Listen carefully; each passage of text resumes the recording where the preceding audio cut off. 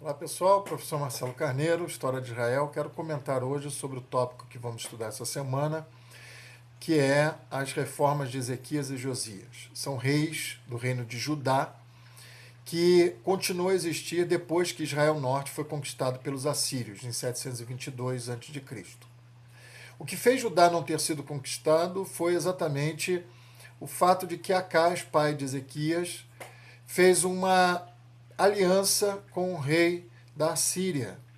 E isso fez com que, quando a Assíria veio tomar Israel Norte, não tivesse a mesma atitude para com Jerusalém e Judá, no caso. Com isso, Judá ficou como vassalo de, da Assíria, e enquanto Israel Norte deixava de existir. Esse ponto da história de Judá é muito importante, porque esses dois reis, Ezequias e Josias, eles mudaram consistentemente a situação de Jerusalém. Acredita-se, inclusive, que foi a partir daí que, de fato, Jerusalém começa a existir como uma potência, que o templo é reformado e desenvolvido na sua grande plenitude, e que houve uma série de reformas religiosas que efetivaram o javismo, ou seja, Javé como centro da fé de Judá. Nesse período, então, não quer dizer que todos os reis foram bons, nós temos um período grande aí de 722 até 586, em que vários reis de Judá caíram nos mesmos erros, nos mesmos problemas, tanto do ponto de vista religioso quanto do ponto de vista político, dos erros dos reis do norte, que eram tão criticados pelos cronistas do sul. Porém, Ezequias e Josias se destacaram positivamente. Então, na aula, eu vou explicar um pouco como foi a política e as reformas de cada um, mas elas foram muito semelhantes. Eu gostaria de destacar três aspectos dessas reformas para que vocês entendam a importância delas. Primeiro, os aspectos religiosos. Esses dois reis eles foram responsáveis por destruir todas as evidências de cultos politeístas em Judá, em montes ou mesmo dentro de Jerusalém. Todos os resquícios de politeísmo que existia em Jerusalém foram destruídos por Ezequias e depois também por Josias, até porque reis posteriores que sucediam a eles voltavam a práticas politeístas. Então havia uma tensão muito grande entre um politeísmo efetivo e um monoteísmo ainda não pleno, claro, mas já bem definido de que eles só iam servir a Javé. Então Javé passa a ser um ponto de conflito, mas também de decisão. Jerusalém é de Javé. Jerusalém não é de Baal. Essa é uma posição que Ezequias e Josias têm muito clara. O segundo aspecto da reforma deles é a austeridade. Pagamento de impostos para os assírios, também cobrança de impostos. Do ponto de vista político, não quer dizer que eles foram maravilhosos, nem que foram muito revolucionários. Os nacionalistas não aceitavam a vassalagem de Judá.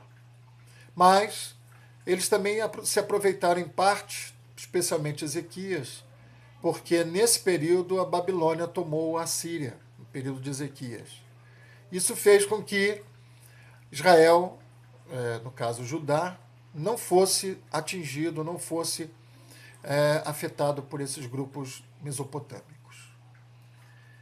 Agora, um outro aspecto fundamental que há, de certo modo, evidências dentro da própria Bíblia é que Ezequias e, de modo mais efetivo, Josias foram reis de reformas literárias.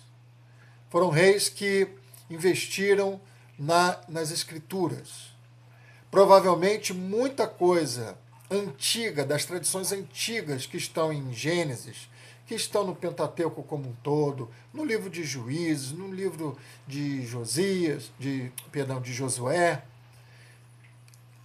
vários salmos, provérbios antigos, textos antigos devem ter sido redigidos nestas épocas. Fragmentos na época de Ezequias e uma escritura um tanto mais sistemática, talvez boa parte do livro de Gênesis, boa parte do livro de Números, de Êxodo, no tempo de Josias. Então esses dois reis foram responsáveis por conquistar uma grande vitória, que foi o registro da história do povo. E Josias ainda é o rei que, segundo o texto bíblico, achou o rolo da lei no templo, que se tratava de Deuteronômio. A partir daí, ele, então, propôs a Páscoa.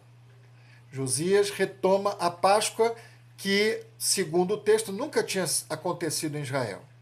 Talvez um exagero para valorizar Josias, mas o fato é que o próprio registro dos reis não mostra nenhuma celebração anual importante, não mostra de fato que eles estivessem mantendo essas tradições.